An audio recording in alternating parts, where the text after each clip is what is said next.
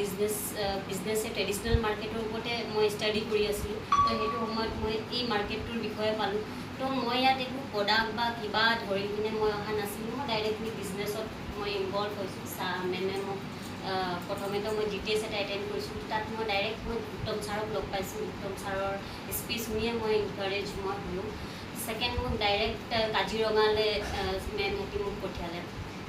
মই কেতিয়াও মানে না বা একো কোৱা নাই, মই উল্টা ভালেই পাইছোঁ। মই যে কিবা শিকিব যাম, বিজনেছ কৈছে ন, তো মই বিজনেছ ষ্টাডি কৰি আছিলোঁ। তো মোৰ বিজনেছ চাবলৈ মই বহুত উৎসাহ, এইবোৰ নতুন নতুন বস্তু শিকিবৰ কাৰণে। তো মেমে মোক ক'লে।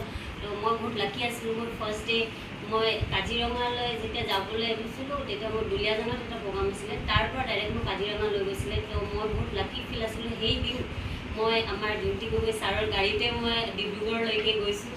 তো তাতে আমাৰ আৰু এজন আছিলে DTC লিডাৰ বাবলু ছাৰ, তেওঁ মোৰ মেণ্টৰে হয়। তেওঁ ঘৰতে খানা পিনা খাই আমি ৰূপান্তৰিত হৈছিলোঁ কাজিৰঙা। তাৰ দুটা ছেশ্যন, দুদিনৰ যোনটো ট্ৰেইনিং ছেশ্যন লৈ মই যিটো মানে এনাৰ্জি পালোঁ, বিজনেছটো হয়, বিজনেছটো মানে ইমান দুনিয়াত ইমান বিজনেছ আছে ন, ইয়াতকৈ আৰু ইউনিক বিজনেছ নাই বুলি সেই বস্তুটো মই গম পালোঁ। কনচেপ্ট মনত মানে কনচেপ্টটো বহুত ভালকৈ সোমাই গ'ল মোৰ ব্ৰেইনত। এজ এ মই বিজনেছ ষ্টুডেণ্ট ESB ফৰ্মুলাটো মই গম পালোঁ। সেইটো চোৱাৰ পিছত আৰু মই বাকীবোৰ বিজনেছ মই এনেই মনত পেলাই থাকোঁ যে এইটো বিজনেছত মোৰ এইটো নহ'ব। তো এইটো এটা বেলেগ এটা লেভেলৰ বিজনেছ, এইটো জিৰ'ৰ পৰা আপুনি হিৰ' হ'ব পাৰিব। তো সেইটো ছেশ্যন লৈয়ে মই বিজনেছটো ষ্টাৰ্ট কৰিলোঁ। কৰি গৈ মই নিগেটিভটো মাজে মাজে হৈ থাকোঁ, কিন্তু মই বিজনেছটো কেতিয়াও এৰিম বা সেনেকুৱা মনোভাৱ নাহেই মোৰ কেতিয়াও।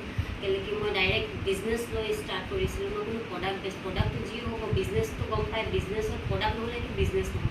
তো প্ৰডাক্টটো থাকিবই। তো যিকোনো প্ৰডাক্ট হওক মোক মেটাৰ নকৰে। প্ৰডাক্ট আছে তো ঠিক আছে, মইতো বিজনেছ কৰিছোঁ ন, যিটো প্ৰডাক্ট মই বিকিয়ে দিম। তো সেইটো মোৰ মাইণ্ডছেট আছিলে। তো প্ৰডাক্ট লৈ মোৰ একো আপত্তি নাই। তাৰপিছত মই বিজনেছৰ কাৰণে আহিছোঁ। সেইটো কাৰণে মোৰ বিজনেছতে বেছি ভাগ, মই বিজনেছে শিকিবৰ কাৰণে। আৰু যিহেতু ইয়াত পাৰ্চনেলিটি ডেভেলপমেণ্ট এইবোৰতো আমি কলেজ স্কুলত শিকিব নাপাওঁ, চবতো এই বিজনেছতে পাই যাওঁ। কেলৈ আমি এক্সট্ৰা আমি ক্লাছেছ লৈ থাকোঁ ন।